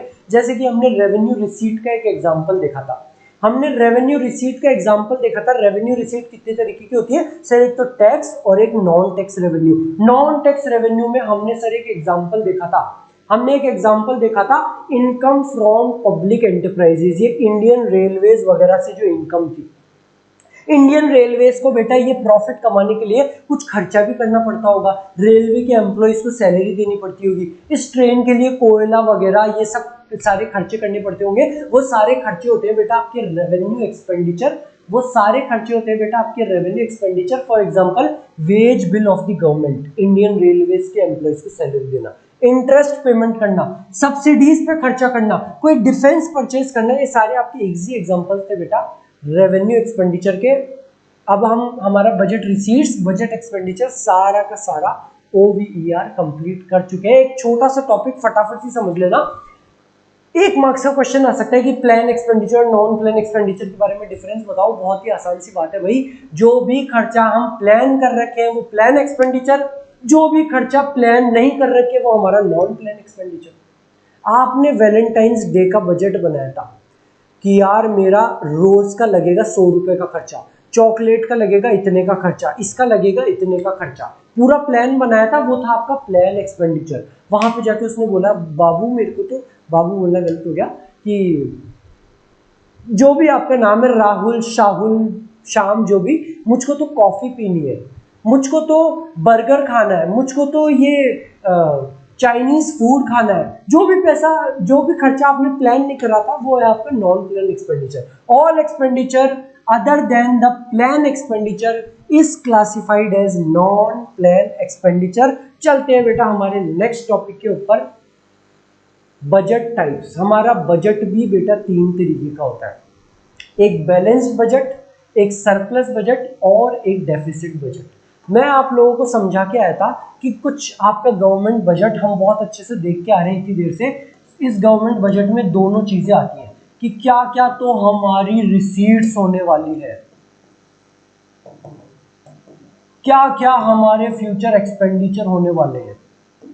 अगर ये रिसीट्स बराबर है आपके एक्सपेंडिचर के, वो होता है बैलेंस्ड बजट। अगर ये रिसीट्स ज्यादा है आपके एक्सपेंडिचर से वो होता है सरप्लस बजट, और अगर आपकी रिसीट्स कम है आपके एक्सपेंडिचर से, आपने खर्चा ज्यादा कर दिया, आपका खर्चा ज्यादा होने वाला है आपकी एक्सपेक्टेड रिसीट से, वो होता है बेटा डेफिसिट बजट। और यही हमारे लिए सबसे ज्यादा इंपॉर्टेंट है, इसी पे क्वेश्चन आएगा, एक एक मार्क्स का इन पे आ सकता है कि सरप्लस बजट क्या होता है, बैलेंस बजट क्या होता है। डेफिसिट बजट को हमको अच्छे से पढ़ना है जब हमारा एक्सपेक्टेड एक्सपेंडिचर ज्यादा हो हमारी एक्सपेक्टेड रिसीट से। दिस डेफिसिट बजट, जब हमारा एक्सपेक्टेड एक्सपेंडिचर ज्यादा हो हमारी एक्सपेक्टेड रिसीट से, वो होता है हमारा budget deficit. Budget deficit refers to a situation when budget expenditure of the government are greater than the budget receipts. Budget expenditure ज्यादा हो हमारी बजट रिसीट से, फॉर्मूला है budget expenditure minus budget receipt. Budget deficit भी बेटा तीन तरीके की होती है, एक होती है रेवेन्यू डेफिसिट, एक फिस्कल डेफिसिट और एक आपकी प्राइमरी डेफिसिट। फटाफट से चलते हैं बेटा हमारी रेवेन्यू डेफिसिट के ऊपर। बजट डेफिसिट क्या है सर? बजट डेफिसिट वो है जब हमारा बजट एक्सपेंडिचर ज्यादा है हमारी बजट रिसीट से। Budget expenditure minus budget receipts, हमारा एक्सपेक्टेड खर्चा तो है 1 लाख का और हमारी एक्सपेक्टेड रिसीट्स केवल 80,000 की है, तो 1 लाख माइनस 80,000 20,000 का हमारा बजट डेफिसिट। रेवेन्यू डेफिसिट होता है जब हमारा रेवेन्यू एक्सपेंडिचर ज्यादा हो हमारी रेवेन्यू रिसीट से। हमारा रेवेन्यू एक्सपेंडिचर जो हम बहुत अच्छे से देख के आ गए, वेज बिल, इंटरेस्ट का पेमेंट, डिफेंस परचेज, और हमारी revenue receipts fines, fees, tax का पेमेंट, एस शीट वगैरह जो हम देख के आए। अगर हमारा रेवेन्यू एक्सपेंडिचर ज्यादा है, सपोज करो रेवेन्यू एक्सपेंडिचर है 100 करोड़ रुपए का और जो हमारी एक्सपेक्टेड रिसीट्स है वो केवल 80 करोड़ रुपए ही है, तो बेटा ये 20 करोड़ रुपए का, ये 20 करोड़ रुपए का है आपका रेवेन्यू डेफिसिट, जब आपका रेवेन्यू एक्सपेंडिचर ज्यादा है आपके रेवेन्यू रिसीट से। सबसे इंपॉर्टेंट फिस्कल डेफिसिट क्या होता है बेटा? जब आपका टोटल एक्सपेंडिचर ज्यादा हो आपकी टोटल रिसीट से। When your total expenditure is over your total receipts, that is known as fiscal deficit. Formula क्या है इसका? Budget expenditure minus budget receipts other than borrowings. Budget receipts but other than borrowings, borrowings के अलावा, borrowings के अलावा अगर आप budget receipts को माइनस करो बजट एक्सपेंडिचर से तो निकल के आ जाएगा आपका फिस्कल डेफिसिट। हम कहने को ये भी कह सकते हैं कि फिस्कल डेफिसिट बराबर होता है आपकी बोरोइंग्स के। हम बोरोइंग्स करते इसलिए क्योंकि हमको फिस्कल डेफिसिट है, हमारा एक्सपेक्टेड एक्सपेंडिचर ज्यादा है हमारी एक्सपेक्टेड रिसीट से, इसलिए हमको बोरोइंग्स करनी पड़ती है कि यार मेरा खर्चा तो होने वाला है 10 करोड़ का और मेरी एक्सपेक्टेड रिसीट्स केवल 8 करोड़ ही है, तो मेरे को वो खर्चा करने के लिए 2 करोड़ रुपए का लोन लेना पड़ेगा, 2 करोड़ रुपए का लोन लेना पड़ेगा, बोरोइंग्स करनी पड़ेगी। इसलिए फिस्कल डेफिसिट आप बोरोइंग्स के बराबर भी मान सकते हो। Fiscal deficit is equals to borrowings, कि मेरा खर्चा ज्यादा है, इस खर्चे को पूरा करने के लिए मेरे को बोरोइंग्स करनी पड़ेगी। और गवर्नमेंट किस किस से बोरोइंग्स करती है? सर आपने उस टाइम पे बताया था जोड़ लगा के, गवर्नमेंट बोरोइंग्स करती है जनरल पब्लिक से, आरबीआई से and rest of the world. तो हमारे फिस्कल डेफिसिट का एक फॉर्मूला और निकल के आ गया, gross fiscal deficit is borrowings from RBI plus borrowings from abroad plus borrowings from public, क्योंकि हमारी गवर्नमेंट बोरोइंग्स करती है जनरल पब्लिक से, आरबीआई से और रेस्ट ऑफ द वर्ल्ड से। यहाँ पे मैं आपको वापस से कनेक्ट करवाऊं, वापस से मैंने आपको कनेक्ट करवाऊं तो आप लोग बोले थे कि सर आप इस पे इतना जोर क्यों लगा रहे हो इस पॉइंट पे। मैंने आपको बताया था कि बेटा गवर्नमेंट बोरो करती है जनरल पब्लिक से, रिजर्व बैंक ऑफ इंडिया से और रेस्ट ऑफ द वर्ल्ड से। वो मैं इसलिए जोर लगा रहा था ताकि आपको ये फॉर्मूला याद हो जाए, आपको फिस्कल डेफिसिट का ये फॉर्मूला भी याद हो जाए, that your gross fiscal deficit is, थोड़ा छोटा हो जाए भाई,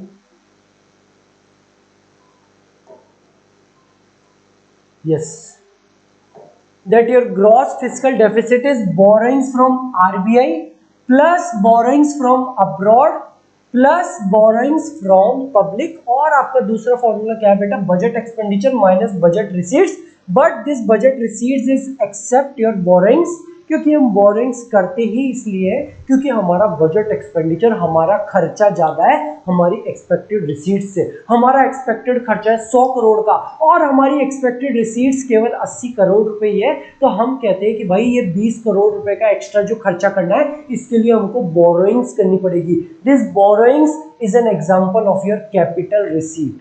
borrowings is an example of your capital receipt. हम ऑलरेडी कवर करके आ चुके हैं। कहां से करती है बेटा? Government borrowings. Sir borrowings from general public plus borrowings from RBI plus borrowings from your rest of the world. बेटा ये था आपका फिस्कल डेफिसिट। अब आओ एक फटाफट सी नेक्स्ट टॉपिक के ऊपर, इनकी इंप्लीकेशंस बाद में बताऊंगा। Primary deficit. Sir revenue deficit समझ में आ गया। रेवेन्यू में सर नाम का ही तो फर्क है। रेवेन्यू डेफिसिट यानी कि हमको रेवेन्यू एक्सपेंडिचर और रेवेन्यू रिसीट इनसे लेना देना है। जब रेवेन्यू एक्सपेंडिचर ज्यादा हो हमारी रेवेन्यू रिसीट से, वो होता है हमारा रेवेन्यू डेफिसिट। फिस्कल डेफिसिट होता है सर जब हमारा बजट एक्सपेंडिचर ज्यादा हो हमारी बजट रिसीट से, but this budget receipt is excluding your borrowings, क्योंकि असल में फिस्कल डेफिसिट बोरोइंग्स के बराबर ही होता है। हमारा एक्सपेक्टेड खर्चा ज्यादा है हमारी एक्सपेक्टेड रिसीट से, तो हमको लोन लेना पड़ता है, बोरिंग करनी पड़ती है। सर प्राइमरी डेफिसिट क्या है? This primary deficit is just your fiscal deficit but except your interest payment. बेटा आप लोगों ने जो बोरिंग्स करी, आप लोगों ने, गवर्नमेंट ने जो बोरिंग्स करी क्योंकि फिस्कल डेफिसिट था, बजटेड एक्सपेंडिचर ज्यादा था, एक्सपेक्टेड एक्सपेंडिचर ज्यादा था बजट रिसीट से, एक्सपेक्टेड खर्चे एक्सपेक्टेड रिसीट से, तो गवर्नमेंट ने बोरिंग्स करी। बेटा ऐसा भी हो सकता है कि कुछ बोरोइंग्स पहले से ही चलती हुई आ रही हो, कुछ बोरोइंग्स पास्ट ईयर्स की पुराने सालों की कुछ बोरोइंग्स पहले से भी चलती हुई आ रही हो, गवर्नमेंट ने पहले से भी लोन ले रखा। और आप सब लोग अकाउंट्स के स्टूडेंट हो, आप सब लोगों को बहुत अच्छे से पता है अगर हम लोन लेते हैं तो उस पर हमको इंटरेस्ट का भी पेमेंट करना पड़ता है। 10 लाख का लोन लेते हैं तो साल का 1 लाख रुपए का इंटरेस्ट 10%, 2 लाख रुपए का इंटरेस्ट, हमको इंटरेस्ट भी देना पड़ता है। So this fiscal deficit is inclusive of that interest payment. पुराने सालों के पास्ट ईयर के जो लोन है उस पे जो इंटरेस्ट का हमको पेमेंट करना है, सपोज 1 लाख रुपए का लोन है, 1 लाख करोड़ का लोन है, उसके ऊपर 10,000 करोड़ का इंटरेस्ट भी देना है, तो अब हमको टोटल में उस बंदे को 1,10,000 करोड़ रुपए देने। सो फिस्कल डेफिसिट तो बेटा इस इंटरेस्ट पेमेंट के साथ में होता है, प्राइमरी डेफिसिट बिना इस इंटरेस्ट की पेमेंट के होता है। ज्यादा डिटेल में अगर आपको समझ नहीं आ रहा हो, आप अभी छोटे बच्चे हो, तो केवल इतना सा ध्यान रखना अपने क्वेश्चंस करने के लिए, फिस्कल डेफिसिट से माइनस कर देना, इंटरेस्ट का पेमेंट निकल के आ जाएगा आपका primary deficit. The point two remember over here is that fiscal deficit is inclusive of the interest payment on the past loan. जो हमारे पुराने लोन चलते हुए आ रहे हैं, जो हमारा 1 लाख करोड़ रुपए का लोन था और उसके ऊपर जो 10,000 करोड़ का इंटरेस्ट भी आ गया, तो टोटल में अब हमको रीपेमेंट करना है 1,10,000 करोड़ का।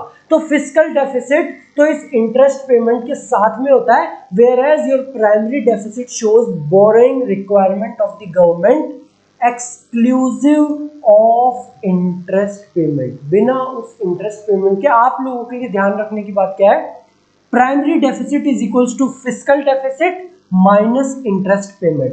फिस्कल डेफिसिट में से इंटरेस्ट पेमेंट को माइनस कर देना, निकल जाएगा आपका primary deficit. So thank you very much बेटा, ये थी आपकी आज की क्लास गवर्नमेंट बजट के ऊपर रेवेन्यू डेफिसिट, फिस्कल डेफिसिट और प्राइमरी डेफिसिट की जो इम्प्लीकेशंस है वो मैं आपको बाद में कराऊंगा बेटा। पहले आप ये जो भी वीडियो देखा इसको 1 बार देखना, 2 बार देखना, 3 बार देखना, अच्छे से पहले तो इसको पूरा ग्रैब करना, हमने इतनी सारी चीजें समझी। उसके बाद में आप लोग मुझे कमेंट करके अलग से बताना कि आपको इनकी इम्प्लीकेशंस की भी क्लास चाहिए क्या। वैसे तो बेटा मैंने जो हमारी पहले की जो प्लेलिस्ट है इकोनॉमिक्स की, उसमें आप फिस्कल डेफिसिट की जब आप क्लास देखोगे अलग से, तो उसमें मैंने इम्प्लीकेशन भी साथ में करा रखी है, मैं अलग से भी करा दूंगा, आप कमेंट करके बता देना। So thank you very much. Class comment करके ज़रूर बताना आपको कैसी लगी। मिलते हैं हमारी नेक्स्ट क्लास में, बाय बाय।